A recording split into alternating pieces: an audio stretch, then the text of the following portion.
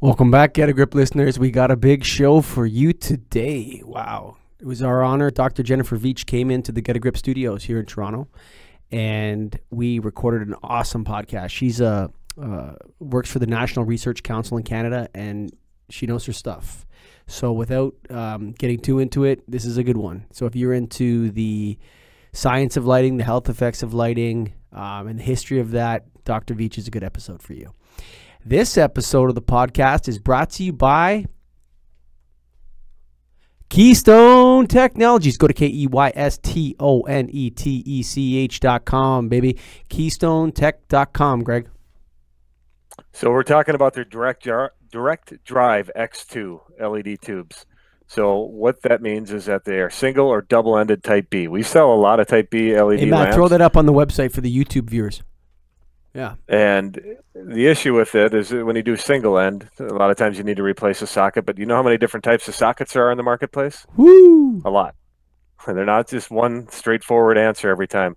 So you run into the issue where you might not be able to replace the socket, or you might need to special order one. This one gives you the option to wire it single end or double end, and it comes in 2 foot, 3 foot, and 4 foot. A lot of people have 4 foot, very few have 3 foot, and a few have 2 foot. So Keystone hits it out of the park again with this X2 product. Wow. Go to KeystoneTech.com. That's KEYSTONETECH.com. Last time I checked the site, they haven't changed their tagline to the Retrofit Kings, but I think they might. So the Retrofit Kings are Keystone Technologies out of Pennsylvania. Light made easy, that's for sure. So go to KeystoneTech.com. Without further ado, I know you're waiting for it. This is Dr. Jennifer Veitch on the Get a Grip on Lighting podcast. Welcome to the Get a Grip on Lighting podcast, Dr. Veitch. Thank you. It's nice to be here. Say hi to Greg Eric. Hi, Greg. Hi, Dr. Veitch. Thanks for coming in studio. Always nice to have somebody there. So this show does a lot of, among other things, connects different ends of the business. Mm-hmm. So different parts of it together. And a lot of people that listen to this show are in front of customers every day selling lighting systems to them. Mm-hmm. And I know that some of your research, Dr. Veitch, is in that arena of the health effects of lighting, circadian photobiology. Can you tell us a little bit about how you came to be researching that topic and maybe what some of the things we've learned? Okay. Well, how long do you have? We have as long as you want. This is a podcast. So I'm a psychologist by training, and psychologists study how, well... What am I thinking? No, I'm just joking. No. I have a colleague who says I analyze data, not people. And that's true. Okay. Psychology broadly is the science of the behavior of organisms. Now, most psychologists do study people, not rats or birds or so on, although there are some that do that. My particular part of psychology is environmental psychology, and I've always been fascinated by the idea that the physical world around us can influence us. Mm-hmm. And I happened as an undergraduate student to have a professor who thought light and lighting were pretty cool subjects. Mm. And so I'm one of the few people I know who started doing what they did for their whole professional career in the third year of their undergraduate psychology degree. Wow. Which is kind of cool. And of course, the particular things you do vary over your whole career. Mm-hmm. I happened to come along just at a time when there was a bit of a controversy about what was then called full spectrum fluorescent lighting. Ooh, I remember that controversy. Yeah, and there was a manufacturer that had actually been cited by the U.S. Food and Drug Administration for making claims that it couldn't substantiate. And so I became interested in that topic, did some experiments. You know, manufacturers never do that. Of course not. Actually, I would say that they're probably a little more careful now, partly because of that. For sure. And that particular manufacturer, as far as I know, is, ceased and desist and is, well, who makes fluorescent lights these days anyway? Sure, right? Of course. So that got me interested in the idea that the spectrum of the light source that we have might influence us, and did a couple of experiments on that as an undergraduate and a graduate student. Carried on with an interest in that particular corner of lighting research when I went to the National Research Council, which I did right out of grad school. And by that point, there were a lot of people trying to study full spectrum fluorescent lighting. Mm-hmm. And there was actually quite a lot of literature out there. So I started with a review paper. And getting involved in that led me to organize some discussions, which led me to meet Peter Boyce, which was a great thing that happened quite early in my career, and I've had the opportunity to work with him a few times through my career, and led me to do more reading about the biological and health effects of light on people. And of course, as technology has changed, and now we have LED lighting that can do much more spectral variation than we ever could with fluorescents, that's just kind of carried on over time. Wow. So hang on one second. Yeah. I'm going first. Yeah. Okay. Do it up. So it's interesting because I know Greg's more of a lighting dork than me, is what I call him. But so it's interesting that even though you're a researcher and we're selling lighting, we kind of rode the same wave. Mm-hmm. You know, like this energy efficiency and then into LED, and it's just been, there's so much momentum in the lighting business right now. It's one of the most exciting, I think, places to be working. And so from your perspective, do you know that there are certain lights that are, like, for the general population that are healthier than others? Do we know that? You know, this may come as a surprise given all of the media attention that's being given to this, but the answer is no. Yeah. We don't know that. And I think scientists will tell you that there's never going to be one single thing that's best for everybody all the time. Yeah. Because we do know that spectrum, the duration, the intensity, the pattern of light exposure all make a difference to the effect of light on our health. Are you talking about a combination of natural light and artificial light together, or are you talking about just artificial light? Well, in fact, so first correction.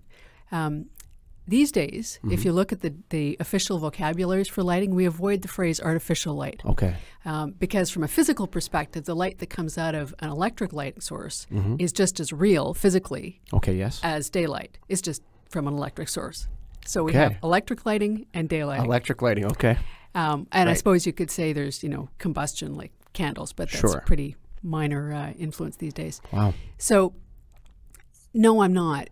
From a biological perspective, there are a lot of differences, of course, physically between daylight and electric light. But what's going on in your body isn't necessarily... It's not that there's anything magic about daylight, except that it's a lot more intense. It's naturally variable. It's always got good color quality.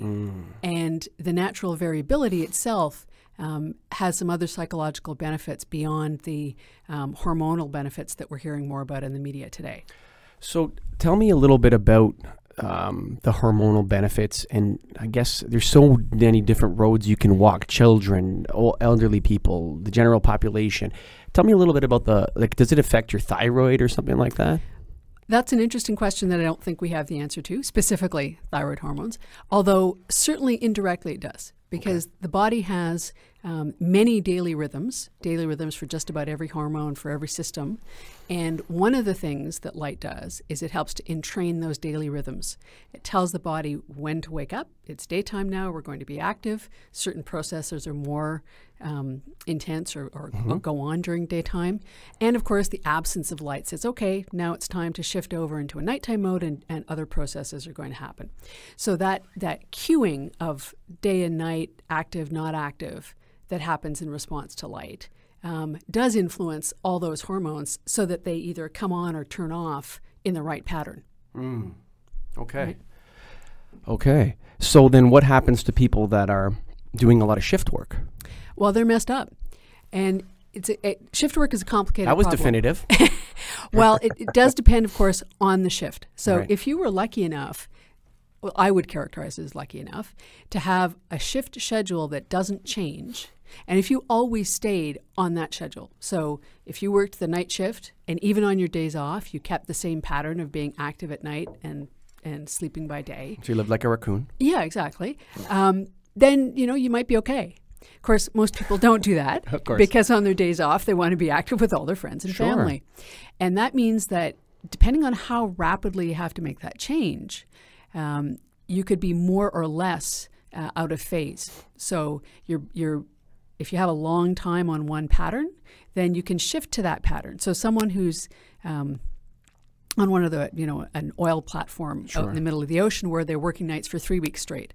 Well, over the time that they're there, then they can adapt to that. And then when they go home, they adapt back to regular life. But if you're rapidly rotating between day and night, then your body isn't really adapted to anything. And all of those different body rhythms are kind of out of sync with one another. And that's when you're at risk for various kinds of health effects that are not good health effects, like heart disease and digestive trouble and insomnia and all sorts of other nasty things. So one of the things that I've spoke to Dr. Arnold Wilkins in England. We spoke to Dr. Mariana Figueroa. We spoke, what was the other, John Davenport, Dr. John Davenport. And it seems like the theme coming out is, if I may just, as a light bulb seller to end users, would be no flicker, no lower Kelvin temperature, and then lots of natural daylight is better. And that's kind of what we know. I would not make a recommendation on color temperature myself. I'd say more daylight always, for a bunch of reasons, which isn't to take away from the important work that people who sell lighting systems do, or lighting designers. But a lot of good things come from daylight. One of them is when it's around. Now, you can't see outside. Of course, it's a gloomy day here in Toronto. Limited daylight, but even that level of light is often higher than what we're going to get in most interiors if you're spending the day in an electrically lit space. So more intensity, gets variable over the day, gives you some information about the weather outside, all these psychological benefits as well. And guess what? No energy cost. At least for the light component. We can go off into another tangent about the building physics, but let's leave that aside for the moment. So daylight's great. But the reality is that, here in Canada, there's significant parts of the times of day when we want to be active where there isn't enough daylight. So we're going to have electric light. I don't think the evidence is very strong to suggest that you need a particular correlated color temperature at a particular time of day. You definitely need a big pattern of bright light in the day and dark at night. That's unquestionable. I'd say we're not quite there yet to say how much of a trade-off there is between the amount of the intensity of the light, the amount of the light level you're seeing, and the spectrum. Because the main reason you might want to have a particular spectrum would be if you can have a little more benefit from, say, more short wavelength light. Because that might allow you to reduce the level overall. Because you're going to get more bang for the more bang for the buck, you might say. But I have some concerns about that as a strategy.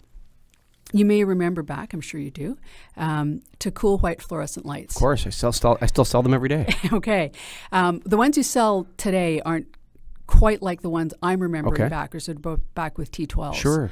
There's a lot of push at that time. There's still tons of T12s out there. That's a scary thing to know. I would say, Greg, how many T12s are out there, man?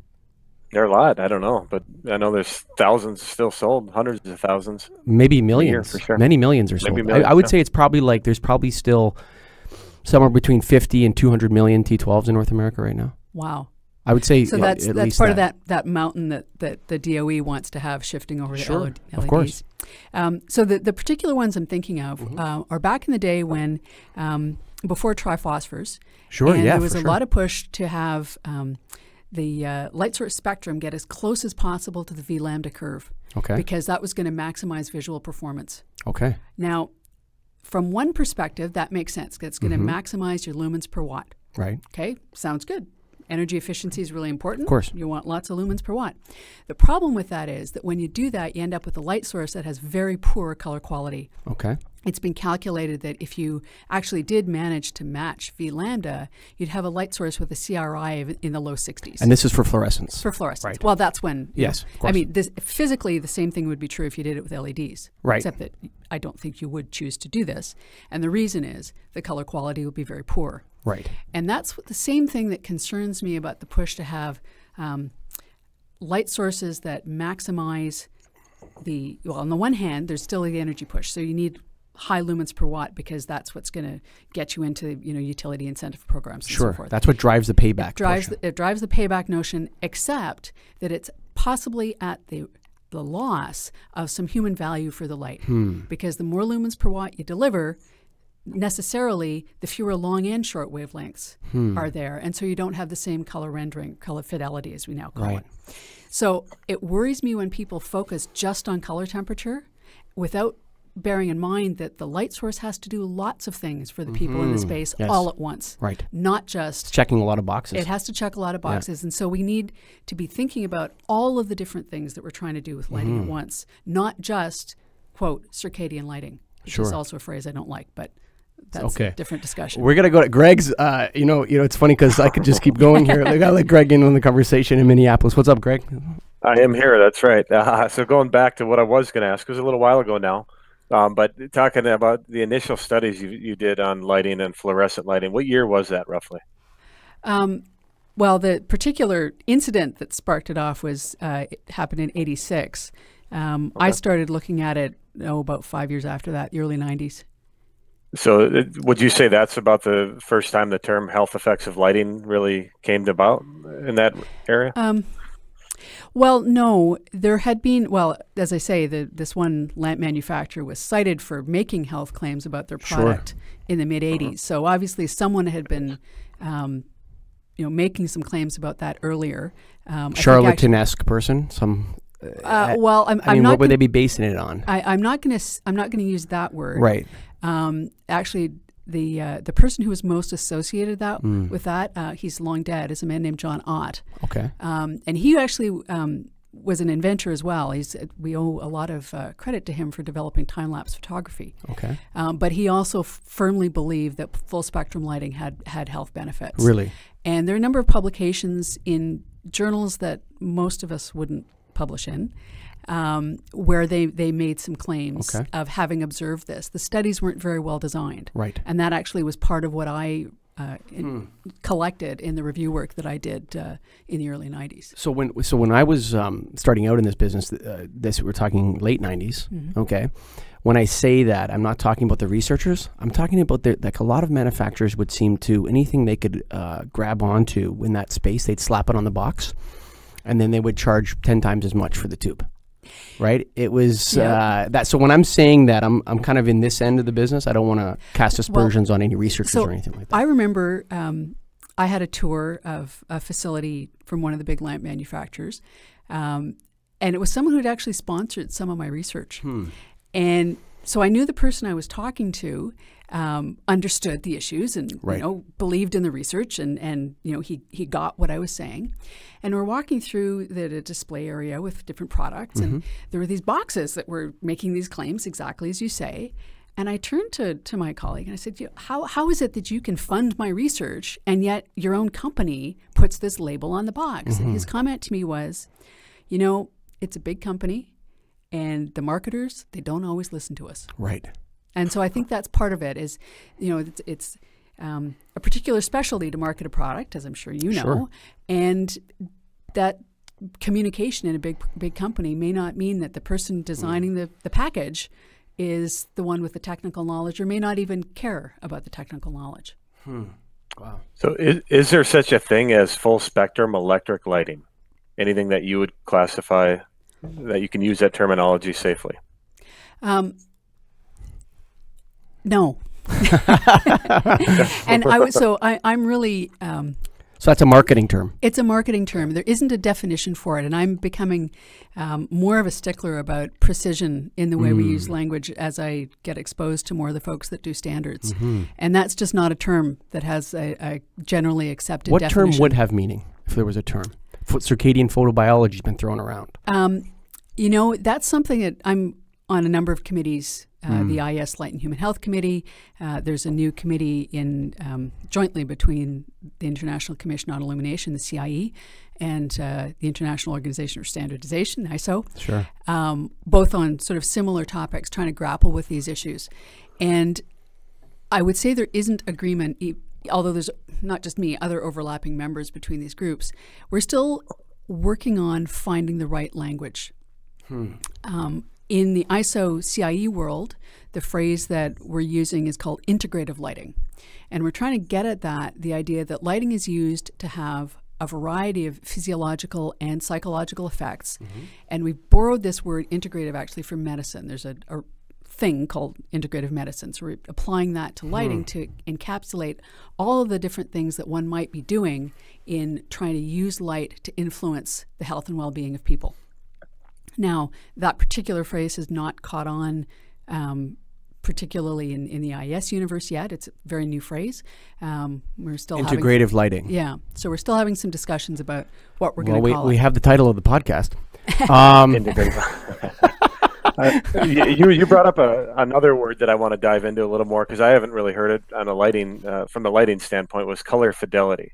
Can you explain more what exactly you mean by that? Right. So I'm sure you've at least heard of, and maybe you're familiar with IES TM30, which is a new technical memorandum from IES with actually not just color fidelity. It's all about different aspects of color rendering. Sure. Color fidelity, kind of expanding that color rendering into deeper levels. That's right. So trying to understand that there's more going on than we had thought back when we had, CRI and the international metric of RA. What we had with the old CRI system actually was a metric that looked at color fidelity, which is how well your light source is going to render colors in comparison to a standard for that color temperature. Sure. And that's that one slice of what we're interested in now when we are much more broadly concerned with issues of gamut and chroma and so forth within the whole sphere of what could be called color rendering. So color fidelity is, it sounds like a new term, but it's really the same thing as we've always been talking about with the old CRI. But of course using a new metric that is available in this TM30, a new edition of which is going to come out in the next few weeks, and then also internationally in a metric from the CIE. I want to ask you a question just about the way that the user experience of CRI. Okay, so you look at a scale, right? It's linear, right? And so it indicates a number to you. Or 85, say, color rendering units, or 91, or 65, or whatever the number indicates. And what I'm hearing from people is it's more like you said, a slice. It's more like a pie, right? And there's multiple factors that we don't know for sure if what weight we should give each one, and that's kind of developing. And color rendering index is one of those parts of a circle, as opposed to like or maybe a three-dimensional view of lighting, as opposed to a scale where it's like higher is better or middle is better or something like that. Am I describing it correctly? I think you're getting there. Okay. One of the things that is really frustrating is color is so complicated. And so we're still all trying to get our minds around, we the researcher community even, get our minds around the amazing blend of physics and psychology that is color. There's this, most psychologists who study perception don't get a background in the physics of light and may not know much about all the different metrics that lighting people use. But conversely, lighting people don't necessarily know everything they could know about the psychology of how light is perceived. Okay. So there's this kind of in-between place where we're trying to put it together. So physicists and psychologists and lighting, they all kind of come together. Wow. It's actually really exciting. This is almost like fish becoming aware of the water. Yes, actually, that's a great analogy. So color fidelity is that one piece, but it's really just about the physics. It's how is this light source making these samples look compared to that light source? And there's no people involved in that really. Yes. Except indirectly in the color matching functions that are used in some of the calculations. But the other elements have much more to do with how we perceive light.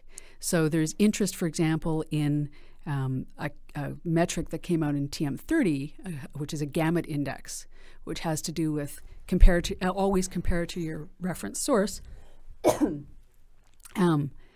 sort of where the light is, how to put it, the range of different colors that can be created by your light source.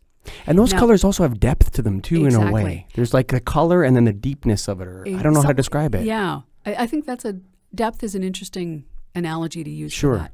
But one of the things that TM30 originally did, well, it still does, is to calculate an average gamut index over all of these different color bins. And that's interesting.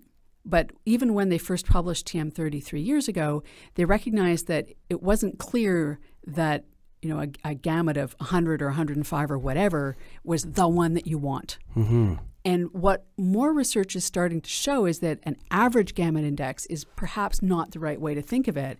It's more that certain colors are, or certain parts of the spectrum are more desirable than others. And in particular, what seems important are reds. So people like to see a little more saturation in their reds than, say, blues or yellows. I find it fascinating that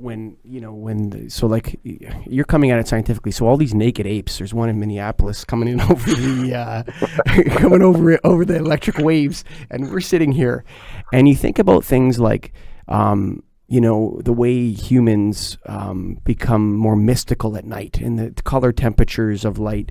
Like it's lower, and people seem to look nicer in lower color temperatures at night. You know what I'm saying? Like, oh, we're going to have a nice dinner, let's dim the lights. And so there's something to the atmosphere which triggers humans in a way, I think. So if you're in a restaurant and the light is 5,000 Kelvin and really bright and you're trying to eat your dinner, you're not going to relax. But if you take that color temperature and you lower it and you reduce the light level to enough light that you can see, and it's warm and maybe it's coming at you from different angles, there's a vibe to that. So it's interesting. I had a conversation with a colleague of mine a month or so ago, and he tried to tell me something that I don't agree with, which is that really what you want is for people to be very alert, more maximally alert all the time. And in order to do that, he believes you need lots of short wavelength light. So he would tend to light even the bar that we were in when we had the conversation with quite a bright, high correlated color temperature light source. And this is 11 o'clock at night in a bar in New York City. And I'm looking at him thinking, like, are you out of your mind? Stop being a lighting dork. So that was an interesting perspective. But for him, the value of alertness is really high, right? Whereas I'm more with you. If I want to have a social event, then what I want is a light source that's going to bring out the warmth in the person's skin. Yes. And that's true for just about, there's no sort of racial difference there, really. But it makes people look generally a little more healthy. Sure. To have that sort of boost in the reds, which you tend to get with a low correlated color temperature light source. But also the association of warmth and comfort, which comes with that as well. And so that's an association. It's not a physiological response. But I think that is part of creating the ambience in the space, which is what you want for the social event of having a meal with a friend. I totally agree. And I'm going to go to the other end of that. And Greg's dying. He keeps pointing at me. But give me 1 second. No, good. So so I think, and this is my own lying in bed at night thinking about light bulbs all day long, right? And I'm very concerned about and I'm going to kind of unpack this a little bit, the extent to which 5,000 Kelvin is being used outdoors at night.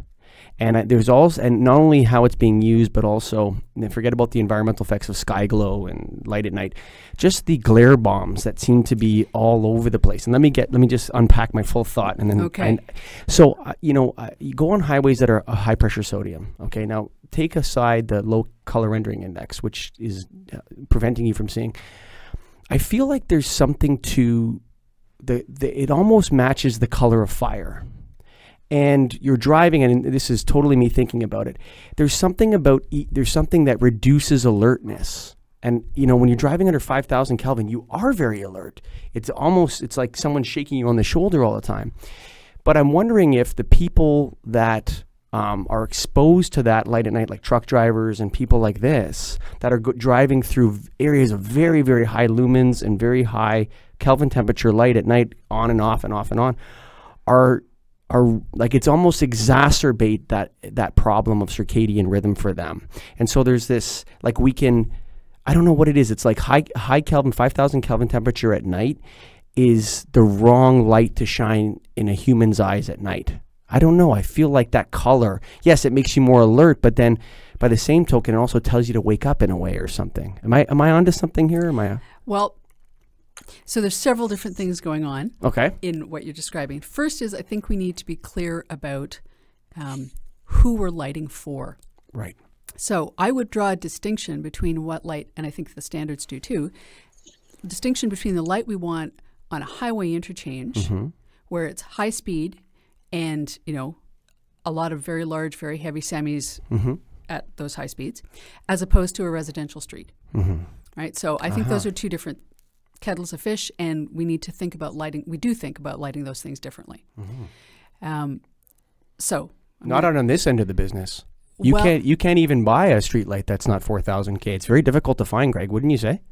Like a high 5. Right. Yeah, it's all there's no 3,000 Kelvin outdoor lights. It's very difficult to find. That I believe you there. Yeah. I think the issues, though, in the, you know, you just think about the height of the pole. It's very different if you're of course, lighting a clover leaf than if you're lighting, you know, my house. One of the issues that I have, this is one of my personal pet peeves, is that particularly with the newest, or pardon me, not newest, the first generation of LED street lamps, when LEDs were still relatively expensive, they're not cheap even today, but think, you know, prices are way lower. They're way lower than they were 5 or 6 years ago. I think that manufacturers went a little too fast and skipped a whole bunch of engineering steps and didn't pay enough attention to glare, or rather the minimization of glare. My street in Ottawa was recently relit, and it looks to me as though what they have is almost a sort of bare array of chips. Yes. And, you know, there's no diffuser there. The shadows are sharp on my street where they were not before. For sure. And I'm kind of thinking that, you know, a $5 diffuser could have actually made a much better environment. Well, they forgot about, like, things can be dark by contrast. Exactly. It's like standing outside the party. You can see everything that's going on in the party, but the party can't see you. Yeah. And the other issue that I take exception to is I actually think they're overlighting. The light level, certainly on my street and several streets in Ottawa, has increased dramatically since this relighting, and unnecessarily. I mean, I don't need an operating theater. Sure, you don't need it lit up like a prison yard. Exactly. Yeah, some of these environments are lit up like literally like prison yards. Yeah. I think a little more thought about the luminaire design, even if you're going to say, okay, the poles are there and I don't want to change the spacing, the height, you could think about how to make a luminaire that's not going to unnecessarily use energy by delivering more light than they need and have this horrible glary appearance. That's a procurement process problem. Well, and I also wonder outdoor lighting's not my specialty, so I'm not fully familiar with what's on the market, but I kind of wonder what's available as well. Oh yeah, I could tell you, Greg and I could tell you exactly what's available, right? You throw up your latest proposal for the parking lot. So I know Greg's been listening to us. He probably wants to jump in. Oh, go finish up. But I did want to finish up. You're suggesting about the 5,000 K. Right. The thing about CCT is it's actually a very poor metric of anything. Is that right? Okay. What CCT does is it's a calculation. It places the light source along a line that runs through the black body radiator. But there's a lot of different ways you can get to any particular CCT. So if all you say is the CCT of your light source, you're narrowing down the possible characteristics of that spectrum, but you're not actually specifying it. So again, it's a problem with these linear graphs where you're pointing at something on a linear graph. Yeah. It's deeper than that. It's multi-dimensional. Exactly. Yeah. So, and this might answer that question, but what I was thinking is alertness about color temperature or about light output? Well, it's about both. And that's the trade-off that many of us who study this are trying to figure out right now is if you have, we know that spectrum matters. So you can get, you know, a greater suppression, for example, of melatonin if you expose someone to light at night, if that light is around 490 nanometers than if you expose them to the same number of photons at, you know, 680 nanometers. So we know that. So spectrum matters, but by the same token, as one of my colleagues says, there are no bad wavelengths, right? Every wavelength is going to give you some kind of suppression to light at night. So the question is, do you need, you know, do you want to have a low intensity, but in this case for melatonin, the short wavelengths, or do you want to have a high intensity of a longer wavelength? And where's the trade-off between those two things? Now, we don't use monochromatic light, thank God, for our outdoor lighting. You know, low pressure sodium is a thing of the past, but not entirely. Well, it's pretty rare. Yes, of course. I sell light bulbs every day, so. So there's not too many of those out there. We don't usually use, single colors. Sure. We use something that has some kind of white appearance. Of course, yes. And we're still trying to decide what's the best way to characterize what happens when you meld all those different wavelengths together. That's something that we're still It's fascinating that it's almost like lighting is finally becoming a science. Well, it's always been a science. In fact, people were starting to study the effects of the amount of light on industrial tasks in the late 19th century. So that part's not new.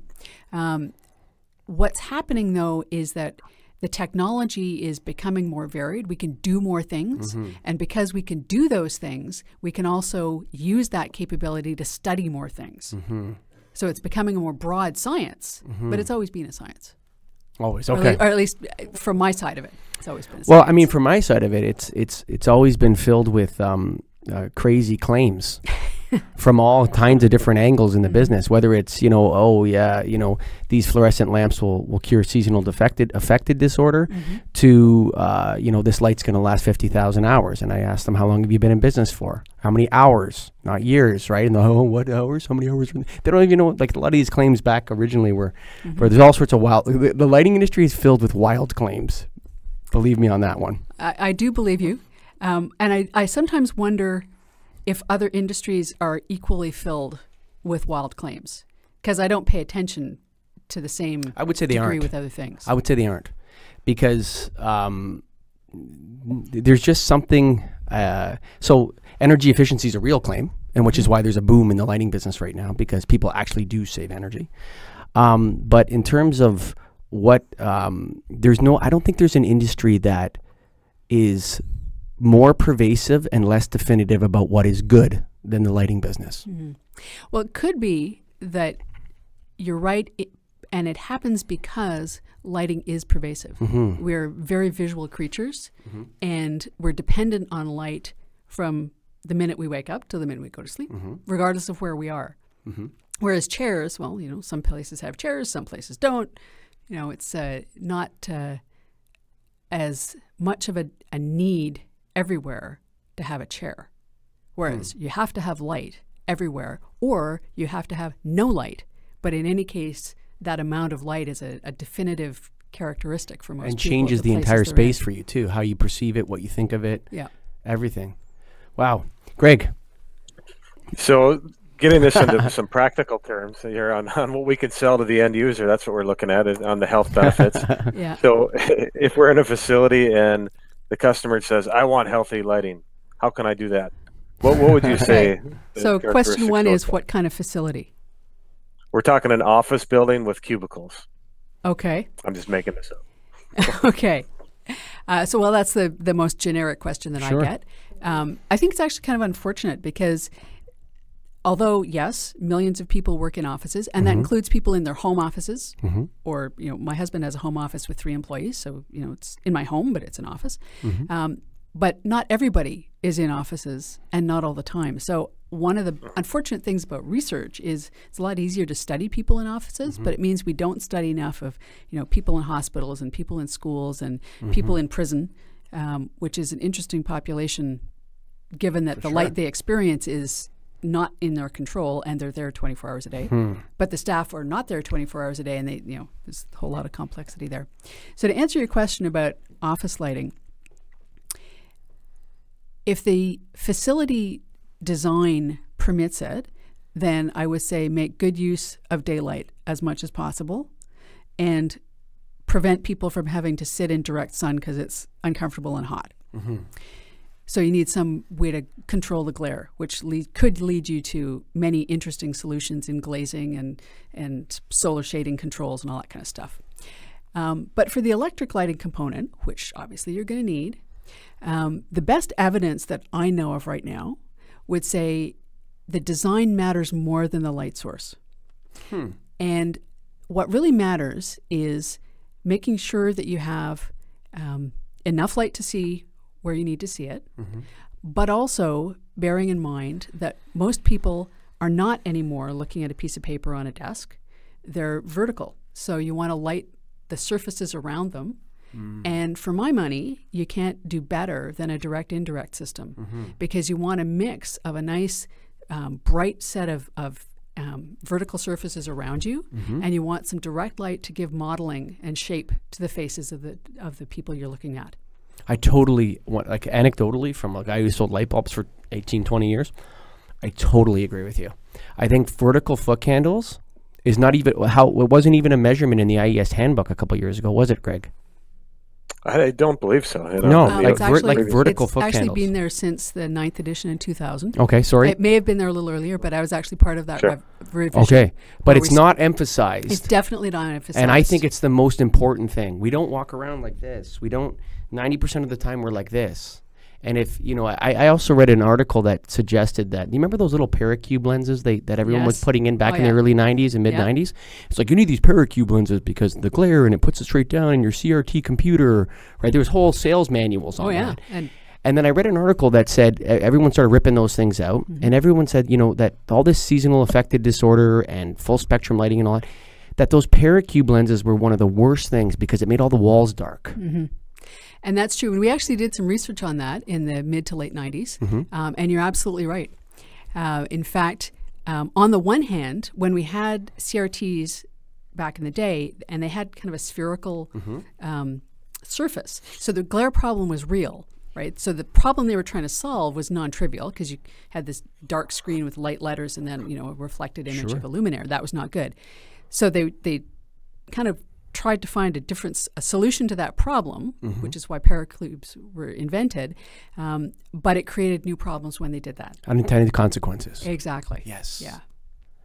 Yeah, you know what? Human history is filled with unintended consequences. It is. Now, of course, one of the things that has happened in the display industry is they've managed to give us these great flat screens that are, you know, infinitely better than they ever were before. So anybody who's lighting using Paracube lenses that were to solve a problem with computer monitors from the mid-90s really needs to get with the times because that's not the problem anymore. Oh, for sure. And can I ask you another, just so this is more of a question about human psychology, so get a grip on lighting listeners. If you don't like it, it's my show. I'm going to ask you something just sort of off topic.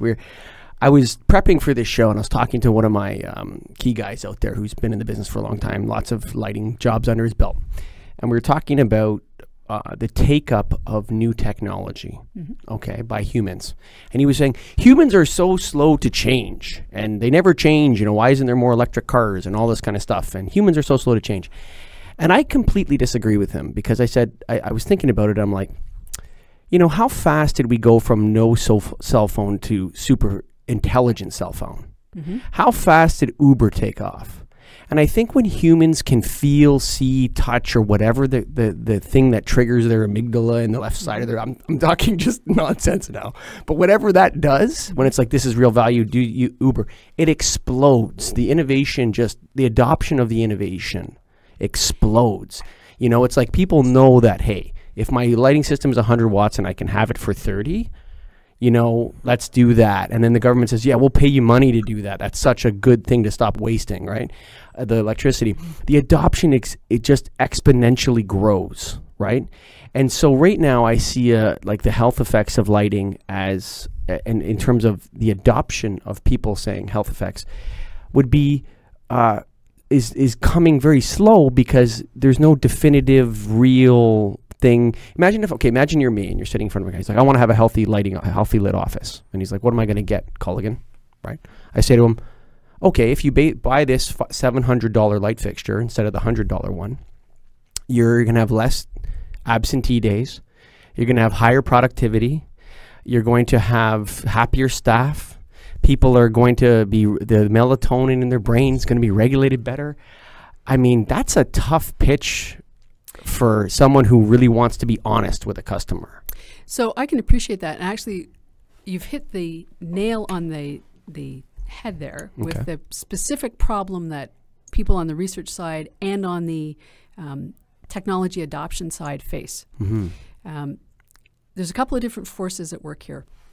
If you remember back to CFLs, you may remember that at the time, there was a certain amount of talk about fluorescent lighting is bad for your health. So on the one hand, you had the full spectrum lighting claims that, you know, it's going to cure your dental caries and it's going to be, great for you. But on the other hand, you had people saying, I get headaches, I get eye strain, this is really bad. And that has in fact been identified as one of the reasons why CFLs were not adopted very quickly. Right. So fast forward to today, we have a similar kind of dynamic happening. On the one hand, you have people saying, use my dynamic lighting system because it's going to give you better circadian regulation. And on the other hand, you have people saying, ooh, LEDs are really scary. They have way too much blue light in them and it's going to cause eye damage. Right. And so you have those same forces operating. And, what's the poor consumer to believe? So we do need good research to try to identify sort of what's real and what's not. And then we need good communications about that. So that's pulling a lot of scientists a little out of their comfort zone. Onto the Get a Grip on Lighting podcast? Exactly. Yeah. And it's cool that we now have the technology for this kind of thing to happen, right? And, we can talk to you in Minneapolis. That's all very It's cool. unbelievable, really, right? actually. So we have these great tools that can help us to get the message out. That's great.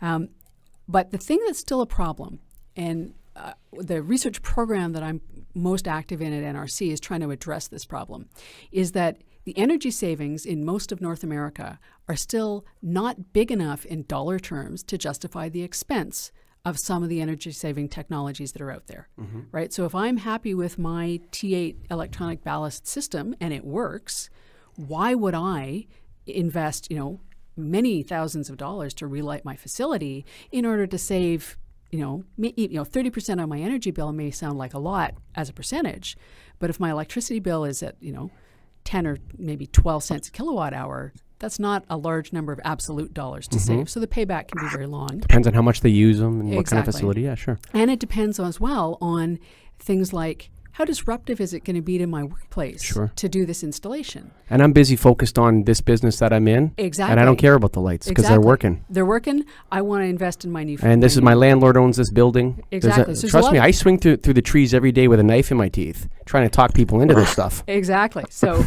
you know all this stuff. For sure. But what we're trying to do in our research program is to demonstrate the value to companies of all those other good things that they'll get if they make the investment in the right kinds of technologies. Now, there's two challenges there. One is we have to identify which are the right technologies. Is in fact the dynamic lighting system that gives you, time varying spectral changes and intensity changes really worth it in this particular office or school or whatever. And then we also have to be able to figure out some kind of key performance indicator that shows how big an effect it will be. Now, that's a pretty tall order. That's what our research is trying to do. So the search for that specific set of answers is ongoing. And I don't have the answer for you today. I still need to go and do the research. But that's what we're trying to address because we do believe, based on what we've seen in the literature that we and others have generated, that there are those benefits. But it's not like every LED technology is going to give you those benefits. It's good design using good technologies. And then what has to happen is that the complexity of that for a PhD scientist standing around and chatting about this at conferences and trying to come up with standards and trying to make this understandable for the people on the order desk at Premier Lighting and the people sitting out here taking orders from people for light bulbs can actually know and pass on to an end user customer who is then presented some sort of value proposition. Exactly. Right, and those two worlds are very far apart. They are, and so that's actually where, podcasts like this do a great service because they help to translate that information from a scientist like me to a broader audience in a way that I hope ends up being comprehensible to that broader audience, right? So I also have to write scientific papers so that I convince my scientist colleagues that something is real. Sure. And they're going to test you double blind, all that sort of stuff, yeah.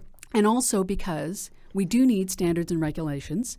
Those standards and regulations ideally should be based on published literature and not, people gazing into the sky and saying, I think it should be this way.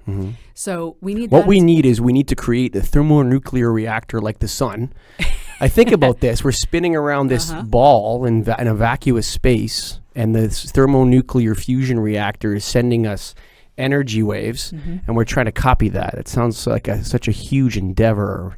It for the is human kinda. species. And what we'd like to know is which part of that reactor is the part that we really need. That's a Nobel Prize right there. Yeah, unfortunately, there is no Nobel Prize for lighting. Oh, isn't? No. Well, come Although I on, suppose- is it Sweden or Norway? Sweden. I'm going to call them up. On the Tell other- them, on come the on the other show. On the other hand, the people who I think it would be developed in lasers won the physics. I think it would be in physics. In fact, the Yeah. laser physicists won the Nobel this year. And of course, as you know, the solid state lighting folks won a few years ago. So, maybe they're paying a little bit of attention to us over on that committee. Well, it's like I said, I think it's like fish discovering they're swimming around in water in some ways. You know what I mean? It's it's really I think it's almost like lighting is converging into other spaces. So like we have a theme on this show called The Matrix, Dr. Veitch. And The Matrix is how lighting systems can monitor people using Internet of Things. Yep. Li-fi technology. Yep. Did they even need to connect to something? Like you're walking through this internet, which is in the light, right? And it's not a radio signal. It's part of what you see. There's something Orwellian to me about that. Yes. And there's another theme we have about do no harm. So like a lot of people come in and they'll say, oh, this is going to make you healthier. And I find that maybe we should start off by it's not going to do anything to hurt you. The change. You know what I'm saying? Because we had flicker is a huge problem in the lighting industry right now. Yes, it is. I would completely agree. That's another thing that I'm currently studying, so I'm glad you brought it up. Yeah, well, I mean, Dr. Arnold Wilkins just had a hunch because he read the hertz of some LED, and I read his article, and I happened to stumble across his article, and I read it, and I thought, wow, hopefully this guy will talk to me, and he ended up coming on and saying, look, I proved causational problems with flicker and T12 lighting, and now the LEDs are mimicking that same problem, except from 0 to 70%, it's 0 to 100%. Yeah. So it looks like it's worse to me in a way. Well, so that's a good example of how technology has both made it possible to study a thing and, unfortunately, made it possible to do a thing. Right. So I, and actually Arnold as well, were active in the sort of 80s and 90s, demonstrating that if you used electronic ballasts with your fluorescent lighting, then these problems went away. You didn't have headaches and eye strain that were Yeah, he said it was fairly causational. common. Yeah, it was. Yep, with magnetic ballast. Yeah. And in Canada and the U.S., of course, 120 hertz, and in the UK, where Arnold is, 100 hertz, so twice the supply. So I thought in the late 90s, when regulation came along, that pretty much did away with magnetic ballasts. Although, granted, there's still lots of them out there. There's lots of them out there. They yeah. haven't all been swapped out. But from a research perspective, there wasn't much reason to go and study that anymore because we had demonstrated the solution to the problem and people just needed to adopt it. So I was very surprised one day in the, let's see, when did this start? Probably about 2008 or so. I got a call from Brad Lehman, who's an engineer in Boston, who said, I developed drivers for LEDs, and I've come across this work that said that flicker might matter to the health of people. I don't want to develop bad things that are going to hurt people. Would you join my committee in IEEE? And I said, well, I don't really have time, but I'll be an advisor. And darn it all, I ended up being one of the authors of the document, so I'm not very good at bounding my own volunteer commitments. But what I hadn't realized until I talked with Brad was how much flexibility the developer of an LED driver has in developing a driver that makes this chip, deliver light that we can see. And what I understand now is, of course, this part didn't come as a surprise. Of course, they're going to make the choices that are cheap, right? They don't want to make an expensive device. But I also hadn't thought before about how the physical form of the device also influences the choices they make. So if you're trying to make something that's like an MR16, it's really tiny, there's only so much room to put components in there. Right. Right? So that's another influence on driver design. Using existing bulb shapes. Exactly, yeah. Sure. So there's a complicated problem there. And now there's so much flexibility to the driver electronic designer that they need more guidance, because now it's possible to run it at 120 hertz, 400 hertz, 800 hertz, whatever. Sure. But they don't know which level it should be or what the waveform might be. And then the dimming also increases the flickering. Yeah, so the simplest way to dim, I now understand, is PWM, pulse width modulation. But yes, that is an inherent problem, because then you can take even a DC device that, when it's at full output has no flicker, and you're introducing flicker to the system, right? So then, the problem is you need to know what are the limits that I can use this system at, or do we need some other way of controlling light output, because we want to be able to dim them, that doesn't introduce that problem. Greggy, he's been good. So I know we're there. You're there. Yeah, no, and we're there. But here's what I've deducted over our 10 or so podcasts on healthy lighting. And Dr. Veitch, you need to tell me if this is okay to state. So even though it's been discussed, the healthy lighting since the 90s or 80s, we're still relatively new in the process. But if you want to make the healthiest lighting system you can have, you need to factor in flicker, glare, and then ideally you give individualized control over lumen intensity and Kelvin temperature. Would that be a healthy lighting system today? I don't know if you need control over color temperature, but apart from that, you hit the nail on the head. Individual control is generally a good thing. There is control over color temperature is an interesting one. I've done a lot of research in my career with my colleague Guy Newsham that showed the benefits of being able to control the light level around where you are. And that actually has knock-on effects. So if you're in an office context and you have that ability to control your light level, and this is like immediately where you are, mostly on the vertical surfaces around you, then you do get benefits in mood, and those knock on to better environmental satisfaction, better job satisfaction, stronger commitment to your organization, and less absenteeism. So to your value proposition question, we know that individual control is part of that picture. At the time we did that work, there were only fluorescent systems that could be dimmed. So it was only light level control. In our lab, we've done a bunch of studies to look at whether there's similar sort of appetite for variations in spectrum. And it's true that there's a broad difference between people in the light source spectrum that they'll choose if you give them the ability to control it. But what do they know? Well, actually, that's one of the interesting things. When we first did that, the first time we did that study was 2010. And the people who do studies for us, if they're long studies, we hire from a TED agency. So the people who come into our lab, they're used to coming to many different offices, but let's face it, temps who come into offices are not the people who are getting the best office as a general rule. Of course, yes. And so they were really unfamiliar with the idea of controlling color temperature. At that time, there were no consumer products. IKEA hadn't brought out their strip lights, and Hue didn't exist, and so on. So it was very novel, and people liked it. But we had one guy who changed the spectrum 22 times in an afternoon because it was just so fun. Right? So I'm not sure how stable their preferences were for a particular light source spectrum. Because of that, people are more familiar with the idea now, of course. But I'm still not totally convinced that it's sufficiently important to merit the cost and complexity of the systems that do that. It might be. I think there's a novelty factor. Exactly. Right? Where, people say, oh, yeah, you can control the lights in your office, and they set it and forget it. Well, but that's interesting. So that's true for light level too, right? Okay. But if I do that and you do that, I guarantee you we'll come up with a different answer. Right. So you don't need to be using your lighting controls all the time. You need to use your lighting control to get to the thing that you personally prefer. And if you never touch it again, that's okay. Yes. Because if someone else comes in, they'll choose something different. So that's why you want that control to be there. So, what's interesting is that one of the things I've observed is that whenever we go in and do a lighting job, I want it all done in an office. Warehouse is different. In an office or a factory. In an office, you want to do it without anybody knowing you did it and have it completed before they come in and see a change.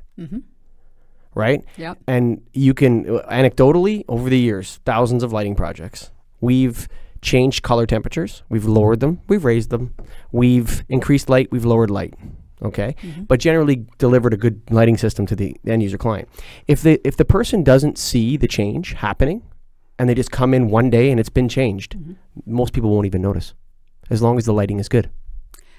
Well, Like that's my anecdotal experience. And that's okay, as long as what you've delivered is providing the same overall quality as they had before. Right. They may not notice the change, but that may be it may be because it was either as bad or as good as it was before. It's the same. Right. It's the same. I don't get any complaints. I don't have to go back and fix anything. Exactly. The customer gets the energy efficiency, and the user doesn't even know that we've been there to do it. Yeah, and that may be the right thing to do in that place. Now, it could also be that, and this is where our group is trying to identify what would be good, that a change that is noticeable could be a change for the better. So one of our studies, and actually the one that I was referring to when I said about those ancillary benefits, was a big renovation of some office towers. This particular company had determined that they wanted to go from really sort of late 80s appearance of their space, wasn't paracube, but they were sort of louvered luminaires, 2x4s in a space, to a suspended direct indirect system that offered the individuals the ability to control the level where they were. And we actually had the opportunity to study this change as it happened. And what we found was that new system delivered all those benefits that I just mentioned. You know, the better satisfaction with the lighting, the better satisfaction with jobs, and so forth. So it was noticeable, and it was better. And the client in that case got the benefits of that better system. I think a renovation is a renovation. They always feel better after you're done renovating. I mean, I don't mean to, like if people go into a space and it's better designed, the paint's nicer, the things are nicer, the fixtures are nicer, I think there's generally a feeling of that. Well, so what's interesting Did it include a larger renovation to it? Yeah, in fact, they were also changing the furnishings, as well as the lighting and the layout. However, the design of this study actually was a little more sophisticated than I was able to describe there. We had some folks who had actually had that kind of system for quite some time, so it wasn't novel for them. We had some folks, just the way the work was being done, who had a furniture change but hadn't yet had a lighting change. And we had folks who'd had both. And we had some in the study who hadn't yet had either, but were going to get there because it was an unusual way of doing the work. They had 3 buildings, but within each building they did a few floors at a time. So it's kind of, so we had, and we went back in 3 waves. So we actually were able to distinguish between the benefits of the furniture and the benefits of the lighting. And we had, because we went back 3 times, we could say that those opinions held over time. It wasn't just because it's new this month. So you knew that the people that got the lighting had this particular percentage got an uptick in whatever. And that's right. Interesting. Yeah. So that's the benefit of being able to do, that was kind of happenstance. The way they did the renovation just lent itself to being a good research design. Wow, that's pretty fascinating, Greg. It was dumb luck that we happened on them just at the right time for that. Yeah. Well, I think that I think we've gone an hour, if you can believe it. Wow. More than an hour, flies. probably. Yeah, Matt, how long is it? Yeah.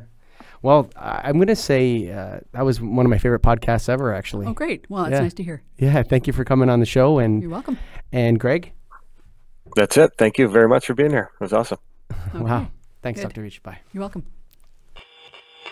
Keystone Technologies. Go to KEYSTONETECH.com. Greg, that was a little wild, but KeystoneTech.com.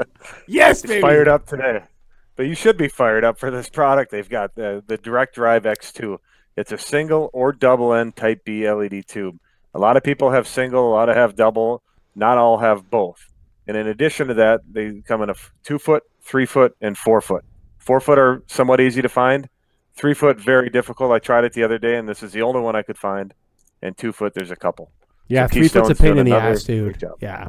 You know what's 3-foot is a pain in the butt. I mean, most people have, everyone's got a 4-foot if you're in the game.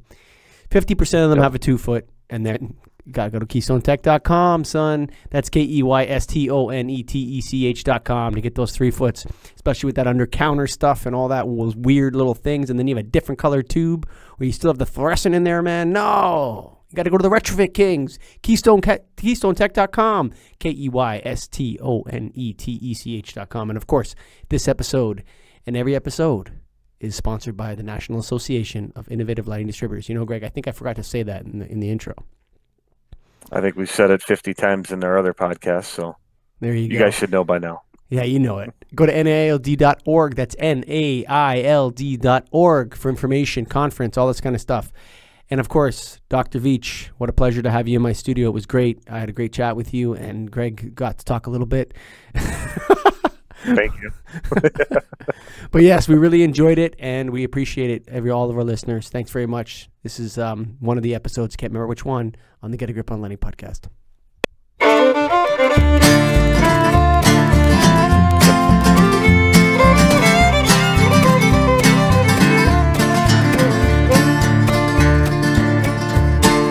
Written on the rectory wall, there's a sign there for all. You are lost, Lord is there to find you.